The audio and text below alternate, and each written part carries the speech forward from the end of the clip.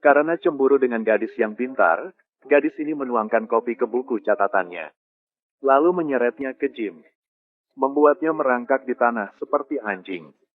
Bahkan ambil curling iron panas. Bakar gadis itu, sampai gadis itu terbakar di sekujur tubuhnya.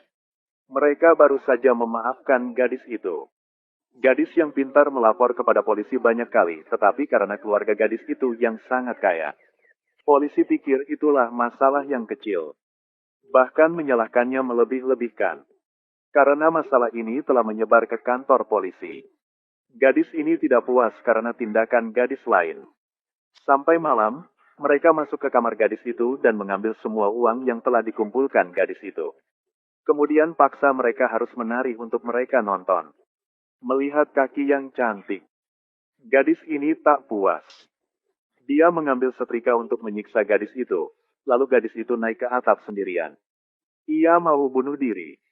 Tapi akhirnya ia menyerah. Dia menggosok tubuhnya.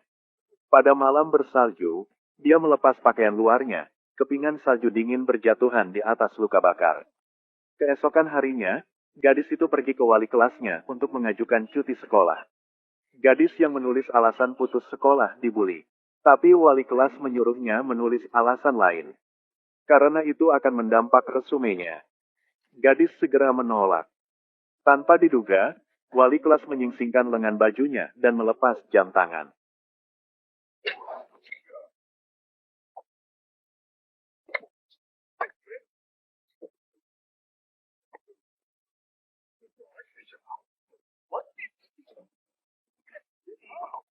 Lalu, ibu gadis kaya itu memberikan banyak uang kepada ibu gadis yang dibuli itu. Dia mengambil gelar wali. Paksa dia mengoreksi alasannya putus sekolah. Saat ia pulang, ibunya udah mengambil semuanya. Ia melempar buku dan pakaian gadis ke tanah. Kemudian ibunya paksa ia harus bekerja. Bekas luka di tubuhnya terkadang menimbulkan reaksi alergi. Hal ini membuatnya tidak bisa tidur. Gadis memutuskan akan membalas dendam. Mimpimu apa? Kamu, kita, akan menunggu sampai masa depan. Beberapa tahun berlalu, gadis kaya itu menjadi MC acara peramal cuaca. Dia menikah dengan seorang Taipan, keluarganya hidup bahagia bersama. Dan gadis yang diintimidasi berusaha untuk lulus ujian masuk universitas. Dia akhirnya menjadi guru sekolah dasar. Kebetulan dia adalah wali kelas putri gadis kaya itu. Melalui menyelidiki, ia juga mulai rencana membalas dendam. Ia akan membalas dendam semuanya. Bikin mereka menderita. Ia harus membiarkan mereka mengalami rasa sakit. Harus memukulnya.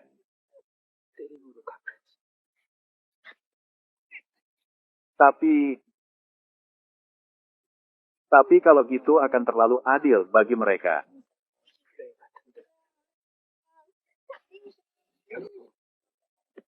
Dalam pertemuan alumni SMA, gadis yang muncul bikin semua orang terkejut. Dia menyapa para bajingan ini dengan senyuman, menunggu gadis kaya itu berpidato. Dia bertepuk tangan padanya. Yoncin tidak tahu apa yang direncanakan Dong Eng. Tunggu sampai semua orang meninggalkan. Dia langsung menamparkan Dong Eng, tapi dia tidak peduli. Sebaliknya, itu menceritakan hubungan antara keduanya. Sebelum meninggalkan, dia melirik Jaejon. Dia mengejek mereka. Jaejon, apakah KM nggak bisa? Lihat warna-warni. Keesokan harinya, guru sekolah dasar putri Yeonjin meneleponnya. Dia tahu bahwa Dong Eng menjadi wali kelas putrinya. Ia buru-buru datang ke sekolah. Ia takut Dong Eng akan menyakitkan putrinya. Memang ini bukan kebetulan. Benar aja, aku datang ke sini. Ia udah menyiapkan semuanya. Tapi Yeonjin masih tak takut sama sekali. Dia masih pikir Dong Eng sebagai gadis yang mudah dibully. Kamu ke tempat ini.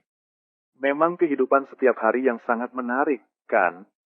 Jalan menuju ke sini sangat menyakitkan. Namun, datang ke sini memang menarik. Mungkin tahun itu, kamu sebaiknya harus mati. Orang yang buruk sepertimu masih bisa hidup yang baik sampai kini. Untungnya, aku masih hidup untuk bertemu kamu lagi. Hari ini, aku sangat senang. Selamat datang di kelas ini, Yeonjin. Gadis yang tahu dia tidak bisa melakukan apa-apa dengan Dong Eng. Jadi dia langsung menemui kepala sekolah dasar. Dia sengaja memberikan banyak uang kepada kepala sekolah, meminta kepala sekolah untuk memecat Dong Eng. Tapi kepala sekolah mengatakan Dong Eng memiliki sertifikat dari Dewan Sekolah. Dia tidak berhak memecatnya. Dia harus ngomong tentang resume Dong Eng. Ia berharap menemukan kesalahan Dong Eng. Tapi resumenya sangat sempurna, tak ada masalah apapun. Tak cara apapun, ia harus menyerah. Sebelum meninggalkan, ia ke kelas Putri. Ia melihat Dong Eng memegang gunting di samping Putri. Sepulang sekolah, dia langsung pergi ke kantor. Dia bermaksud menggunakan uang itu untuk menyelesaikan masalah. Siapa sangka Dong Eng mengungkap rahasia besar, Putri Yeonjin buta biru. Sama seperti pria kaya itu. Ternyata Yeonjin pernah bercinta dengannya. Setelah menikah, dia terkadang bertemu dengannya. Bahkan gadis kecil itulah anak Yeonjin dan ia. Kalau suaminya tahu, akibatnya memang mengerikan. Jangan bimbang, aku nggak akan menyakiti putrimu. Dia hanya ingin Yeonjin menderita.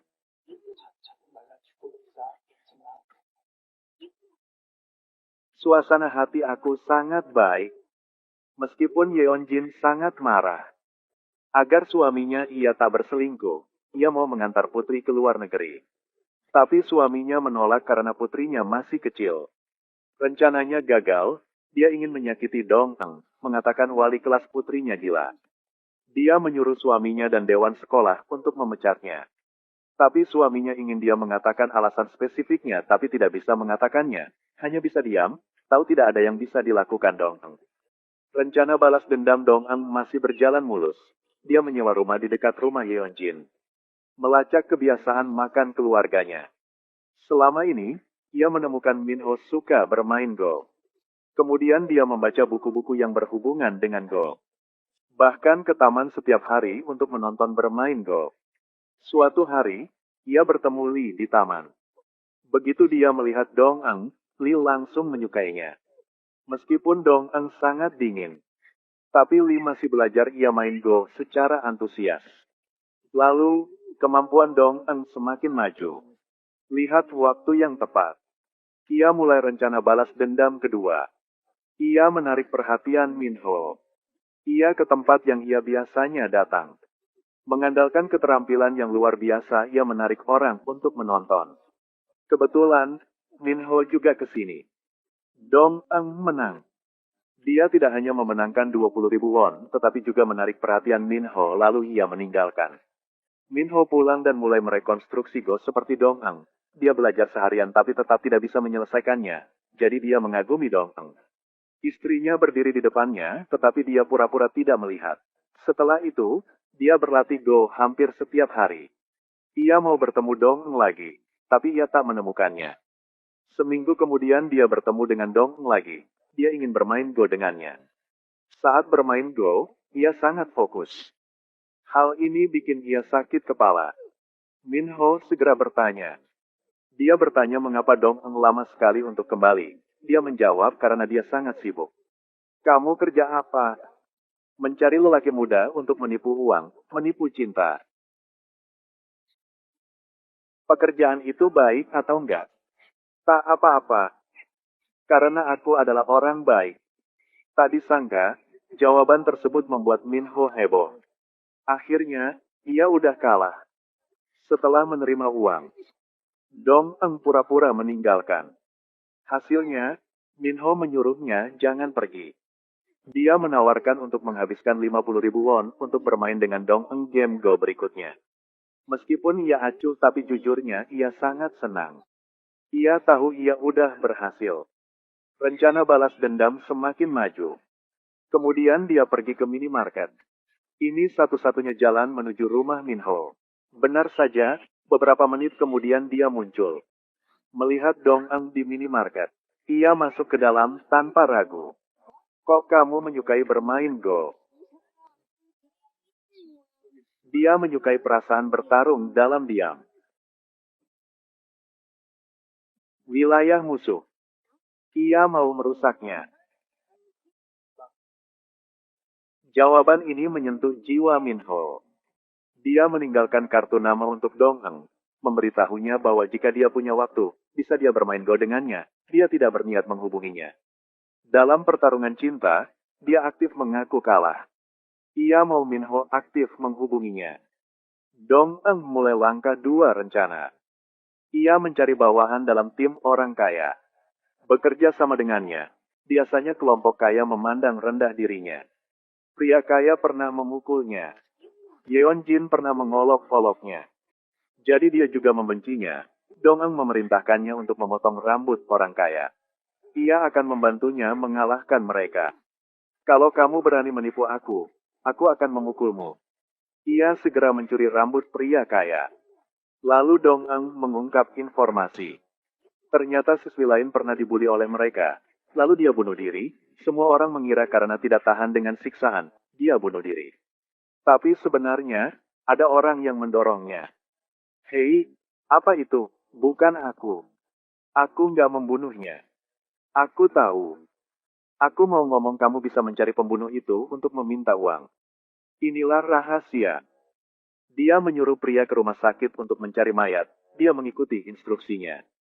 Ia menemukan siswa dibunuh pada tahun itu. Dong Eng mendapat bil yang gadis lain di kelompok kaya membeli narkoba. Dan rahasia yang dia merayu banyak pria. Lalu Dong Eng ngomong dengan bawahan. Yeon Jin adalah pembunuh yang mendorong siswi itu. Apalagi sebelum meninggal, siswi itu memegang kartu nama. Setelah mendengarkannya, dia sangat senang. Berencana membuat Yeon Jin membayarnya 1 miliar secara tunai. Dong Eng menyuruh ia memutuskan sendiri. Ia sangat senang, lalu menelepon uteknya. Menyuruhnya jangan rayu pria.